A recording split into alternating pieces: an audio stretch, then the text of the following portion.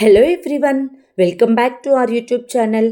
Last పార్ట్లో దుశ్శాసనుడు అభిమన్యుడితో 12 రోజులు తండ్రి వెనుక దాక్కుని మహారథి వినిపించుకున్నావు అభిమన్యు. ఇప్పుడు లోకానికి తెలుస్తుంది నువ్వు మహారథివా లేక పాలు తాగే పసివాడివా అని అంటాడు. ఆ తర్వాత ఏం జరిగిందో ఇప్పుడు తెలుసుకుందాం.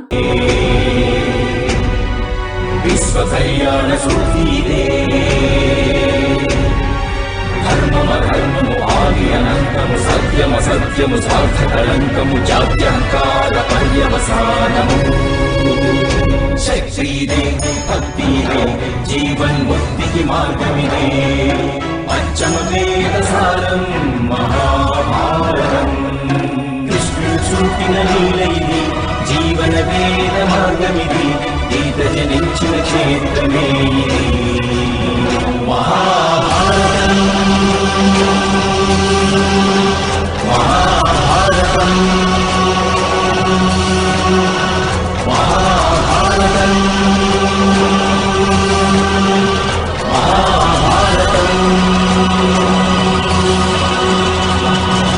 ఆ తరువాత సహదేవుడు అభిమన్యు, నిన్ను మోసం చేసి హతమార్చి మీ నాన్నగారిని మీ పెదనాన్నలను చిన్నాన్నలను దుర్భరులను చేయాలనుకుంటున్నారు. వారి ప్రయత్నం సఫలం కానివ్వకు, వెనక్కిరా అని పిలుస్తాడు. వెంటనే అభిమన్యుడు, కానీ చిన్నాన్న, ఈ పద్మవ్యూహం మన సైనికులందరినీ కురుక్షేత్రం నుండి వెనక్కి పంపించగలదు. ఒకవేళ సైనికులంతా రణభూమి విడిచి పారిపోతే దానిని రాజు యొక్క పరాజయంగానే పరిగణిస్తారు అని అంటాడు. అప్పుడు శకుని, బుద్ధిమంతుడవు నీవు వీరబాలక, నిజంగా అర్థం చేసుకున్నావు నా పథకాన్ని. ఒకవేళ నీవు తిరిగి వెనకకు వెళ్ళిపోతే మేము మీ సైన్యాన్నంతటిని ధ్వంసం చేసేస్తాము. ఈరోజు సూర్యాస్తమయం అయ్యేసరికి మీ సైన్యమంతా రణభూమి నుంచి పారిపోతుంది అని అంటాడు. వెంటనే దుర్యోధనుడు, నీవు నీ సైన్యం యొక్క విధ్వంసాన్ని నివారిస్తావా లేక నీ మృత్యువును నివారిస్తావా? నిర్ణయం నీదే బాలక అని అంటాడు.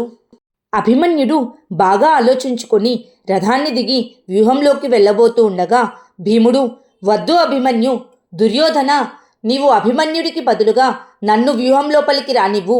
నీకు శక్తి ఉంటే నా ప్రాణాలను తీసుకో. అభిమన్యుడికి ఇంతటి భయంకరమైన వంచన చెయ్యకు దుర్యోధన అని అంటాడు.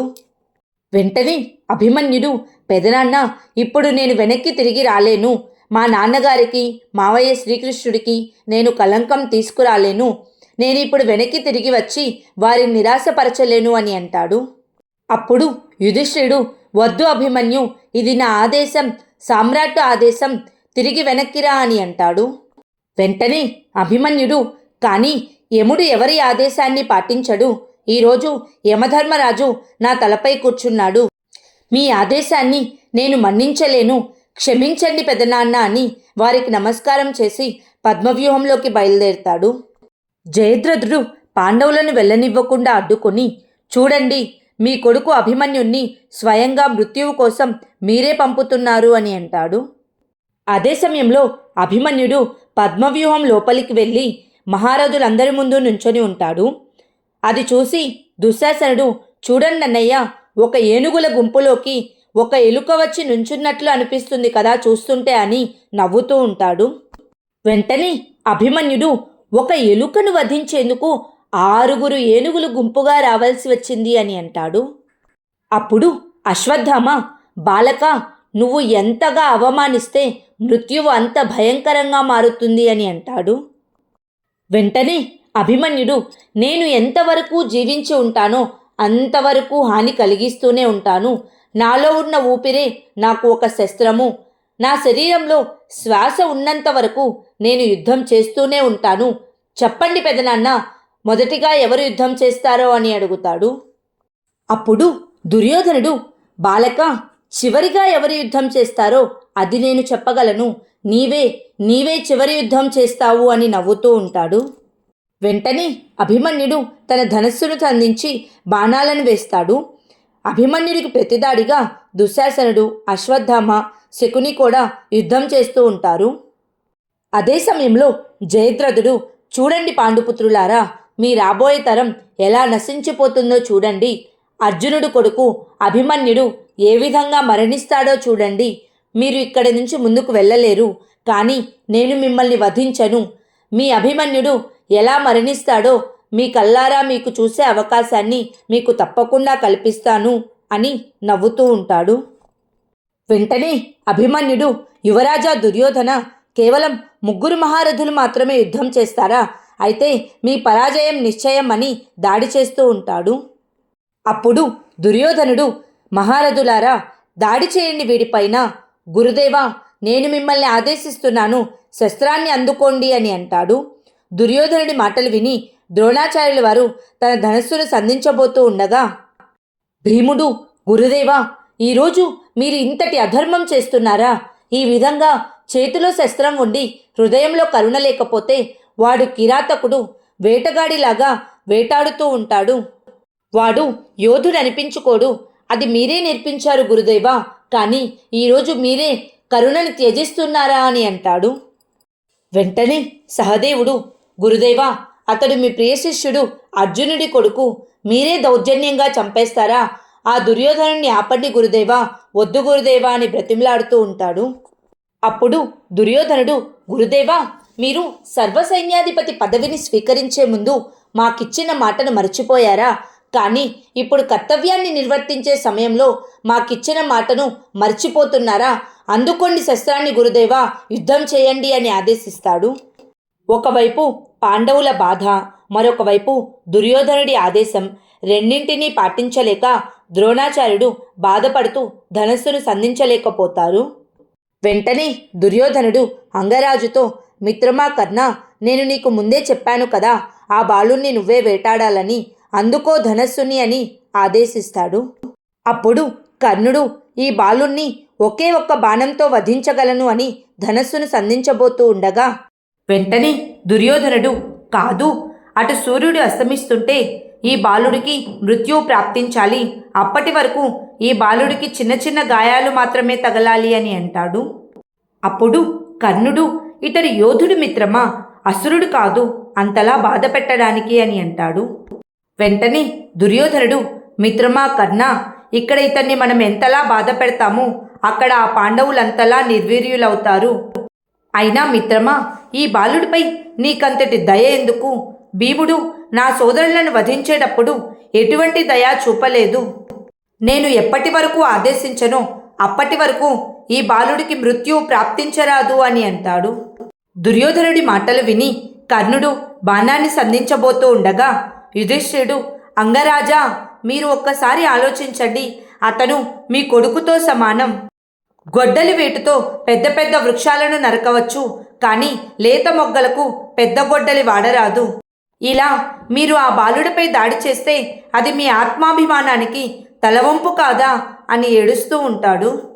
వెంటనే దుర్యోధనుడు, సూతపుత్ర కర్ణ, ఇలాగే కదా నిన్ను ఆ రోజు సంబోధించింది ఈ పాండవుల భార్య ద్రౌపది. ఈ భీముడు నకులుడు కూడా దయచూపవద్దు మిత్రమా, నీ కర్తవ్యాన్ని నిర్వర్తించు, ధనస్సును సంధించు అని అంటాడు. దుర్యోధనుడి మాటలకు కర్ణుడు తన ధనస్సును సంధించి బాణాన్ని నేరుగా అభిమన్యుడి గుండెలోకి వేస్తాడు. అదే సమయంలో బాణం వాసుదేవుడికి గుచ్చుకున్నంతలా వాసుదేవుడు బాధపడుతూ ఉంటాడు.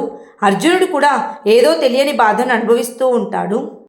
ఆ తరువాత దుర్యోధనుడు ద్రోణాచార్యుని కూడా శస్త్రాన్ని సంధించమని ఆదేశిస్తాడు. దుర్యోధనుడి మాటలకు ద్రోణాచార్యుడు కూడా తన ధనస్సును సంధించి అభిమన్యుడికి బాణం వేయగా అభిమన్యుడు కింద పడిపోతాడు.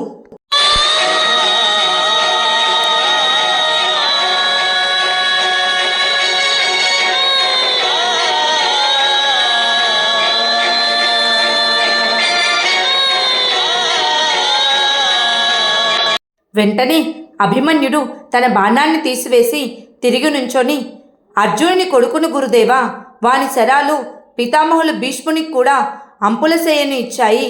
అంత త్వరగా మృత్యువు నన్ను దరిచేరదు అని తిరిగి యుద్ధాన్ని ప్రారంభిస్తాడు.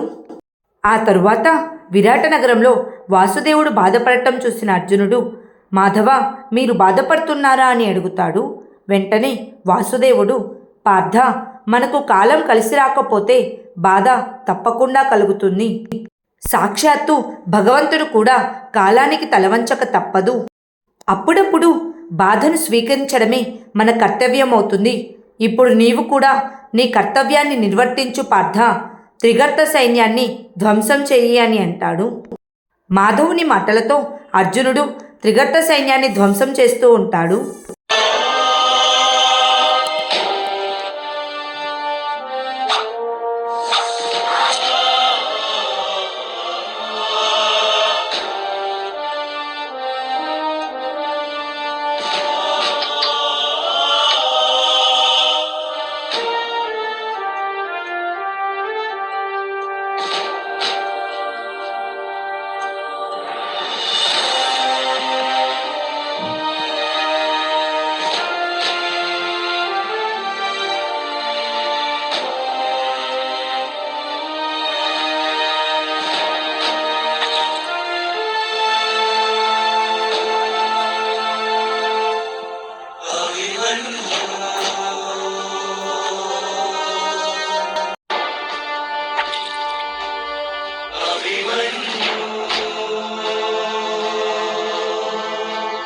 మహారథులంతా కలిసి ఒకేసారి దాడి చేస్తున్నా సరే అభిమన్యుడు మరలా లేచి వారితో యుద్ధం చేస్తూనే ఉంటాడు.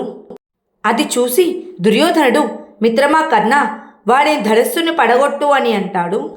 వెంటనే కర్ణుడు, వాడు గాయాలతో ఉన్నాడు మిత్రమా, ఇప్పుడే నేను వాడిని వధిస్తాను, వాడి బాధను అంతం చేస్తాను అని అంటాడు. అప్పుడు దుర్యోధనుడు, మిత్రమా కర్ణ, మనం ఇంకా ఈ బాలుణ్ణి బాధించనే లేదు, ఇప్పటికీ కేవలం 4-5 గాయాలే అయ్యాయి. మిత్రమా కర్ణ, నా ఆదేశాన్ని అమలు చెయ్యి, విరిచెయ్యి వాడి ధనస్సుని అని ఆదేశిస్తాడు. దుర్యోధనుడి ఆదేశాన్ని పాటిస్తూ కర్ణుడు అభిమన్యుడి చేతిలో ధనస్సుని విరక్కొట్టి అభిమన్యుని కింద పడవేస్తాడు. వెంటనే దుర్యోధనుడు శకునితో, మామయ్య, ఈ బాలుడి చేతులు శస్త్రాన్ని ఎత్తేందుకు కాదు, ప్రాణభిక్ష అడిగేందుకు చేతులు ఎత్తాలి అని అంటాడు.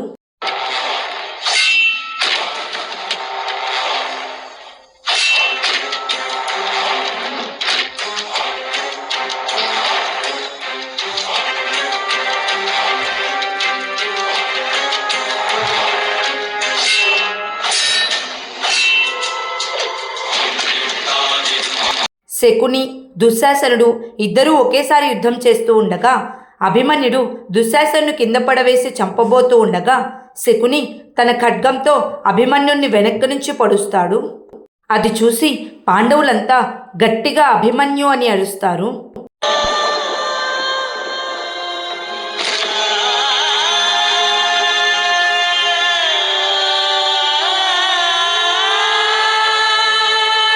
ఆ తరువాత అభిమన్యుడు గాయాలతో కూడా పైకి లేచి రథచక్రాన్ని తీసుకొని దానితో అందరితో యుద్ధం చేస్తూ ఉంటాడు. శకుని మళ్ళీ వెనక నుంచి తన ఖడ్గంతో అభిమన్యుణ్ణి పొడుస్తాడు.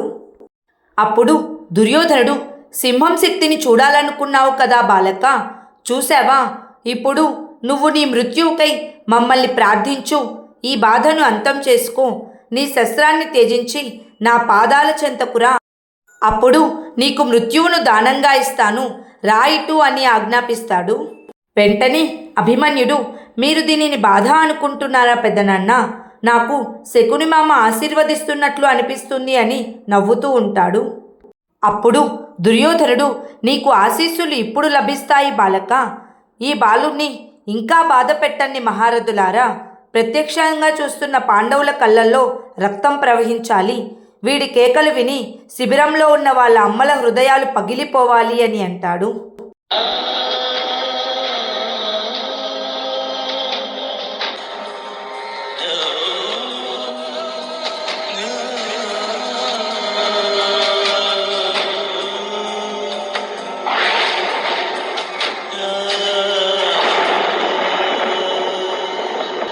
ఆ తరువాత దుర్యోధనుడు రథాన్ని దిగి కింద పడి ఉన్న అభిమన్యుడి దగ్గరికి వచ్చి తన కాలుతో అభిమన్యుడి తలని నొక్కుతూ, బాధగా ఉందా బాలక అని తన కాలుతో అభిమన్యుణ్ణి పైకి లేపి, మీ పెదనాన్నకు ఒకసారి నీ అందమైన ముఖాన్ని చూపించు అని అభిమన్యుణ్ణి పాండవుల వైపుకు తిప్పుతాడు. అది చూసి భీముడు ఏడుస్తూ, దుర్యోధన, అభిమన్యుడు బాలుడు, నీకు కావాలంటే నన్ను బాధించు, వదిలేవాడిని అని బ్రతిమిలాడుతాడు. యుధిష్ఠిరుడు కూడా ఏడుస్తూ, దుర్యోధన, నీవు వాడికి పెదనాన్నవి, నీకు పుత్ర సమానుడు, వదిలేవాడిని అంతలా బాధ పెట్టకు అని ఏడుస్తూ ఉంటాడు. వెంటనే దుర్యోధనుడు, బాధన, నేను అనుభవించిన బాధను గుర్తు చేసుకో సోదరా యుధిష్ఠిరా, వికర్ణుడి ముఖాన్ని గుర్తు చేసుకో, మిగతా నా తమ్ముళ్ళ ముఖాలన్నిటినీ గుర్తు చేసుకో, ఏ విధంగా వారి చితాగ్ని నా మనసులో రగులుతుందో అదేవిధంగా ఈ అభిమన్యుడి గాయాల వలన నీవు రగిలిపోవాలి అని అభిమన్యుడితో, నీకు ఈ బాధ నుంచి విముక్తి కావాలా బాలక, కోరుకో, నీ పెదనాన్న మనసులో చాలా కరుణ ఉంది అని అంటాడు. వెంటనే అభిమన్యుడు, మీరు నిజమే చెప్పారు, పెదనాన్న యుధిష్ఠిరుడి మనసులో కరుణ ఉంది, కరుణ ఏమిటో తెలుసుకోవాలంటే మీరు వారి నుంచి నేర్చుకోండి అని నవ్వుతూ ఉంటాడు. అభిమన్యుడి మాటలకు దుర్యోధనుడికి కోపం పెరిగిపోయి, బాలుడా, నీకు ఇప్పుడే నా కరుణ ఏమిటో చూపిస్తాను అని మహారథులను, ఈ బాలుడికి నా కరుణ ఏమిటో చూపించండి అని ఆదేశిస్తాడు.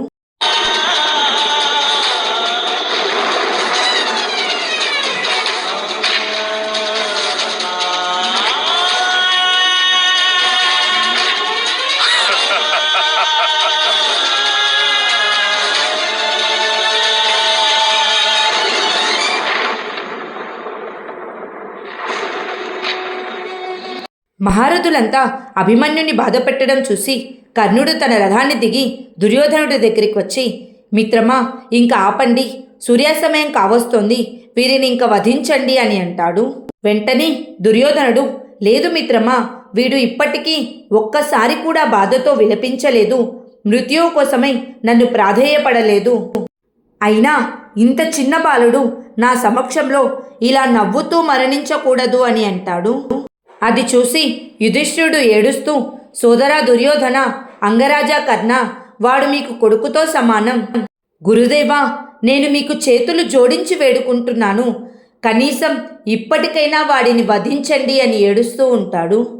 ఆ తరువాత దుర్యోధనుడు అభిమన్యుని పట్టుకొని, చూడు భీమా, వీడి బాధంతా నీ కారణంగానే, నువ్వు నా సోదరులను అత్యంత క్రూరంగా చంపేశావు, ఆ కారణంగానే ఈరోజు ఈ బాలుడు మరణిస్తున్నాడు, ద్రుపదకన్య కన్నా మిగతా కొడుకులు కూడా ఈ విధంగానే మరణిస్తారు అని అభిమన్యుని కొడుతూ ఉంటాడు. దుర్యోధనుడు ఎంత హింసిస్తున్నా సరే అభిమన్యుడు తన శక్తి కొలది దుర్యోధనుడితో యుద్ధం చేస్తూనే ఉంటాడు. కింద పడిన అభిమన్యుడి దగ్గరికి వెళ్ళి దుర్యోధనుడు, లే బాలక, నీ మృత్యువుకై ప్రాధాయపడు, లే బాలక అని నవ్వుతూ ఉంటాడు.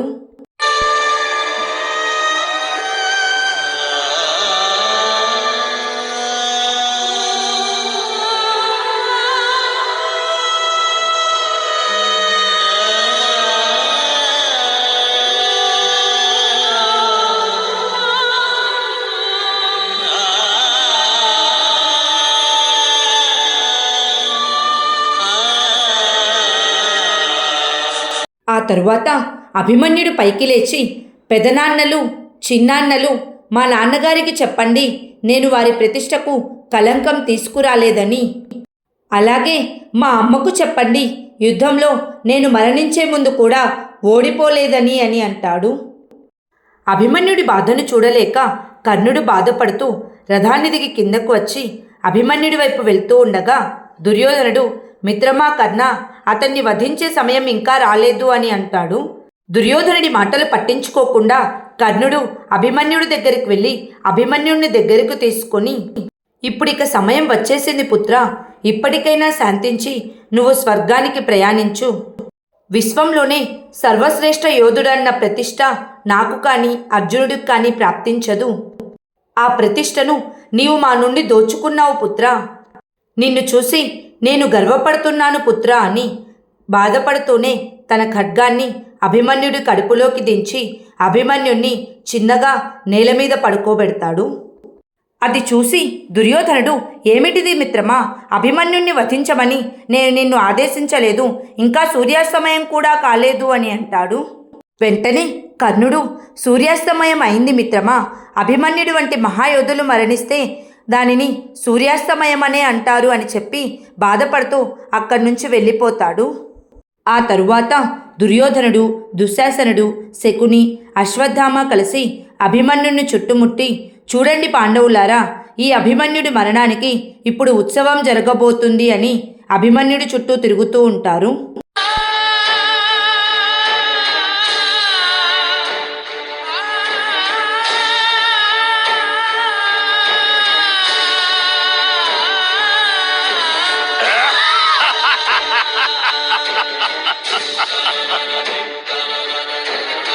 అదే సమయంలో సూర్యాస్తమయం కావడంతో యుద్ధ శంఖారావాన్ని పూరిస్తారు. అది విని వారంతా అక్కడి నుంచి వెళ్ళిపోతారు. వెంటనే సైనికులు కూడా వెళ్ళిపోతారు. పాండవుల 5 అభిమన్యు అని పెద్దగా కేకలు వేస్తూ అభిమన్యుడి దగ్గరికి వెళ్ళి అభిమన్యుడి దగ్గరగా తీసుకొని ఏడుస్తూ ఉంటారు. భీముడు ఏడుస్తూ, నపుంసకులారా ఆగండి, ఇదేనా మీ సామర్థ్యం, ఇదేనా మీ యుద్ధనీతి? 6 మహారథులు కలిసి ఒక బాలుణ్ణి చంపుతారా అని అభిమన్యుని దగ్గరకు తీసుకొని, నకుల, సహదేవ, వెళ్ళండి, వెళ్ళి దివ్యౌషధాలను తీసుకురండి, వీరి ప్రాణాలను కాపాడి నా ప్రాణాలను తీసుకోండి అని ఏడుస్తూ ఉంటాడు. ఆ తరువాత ఏం జరిగిందో నెక్స్ట్ పార్ట్లో తెలుసుకుందాం. Please like, share and subscribe to our YouTube channel. Thank you.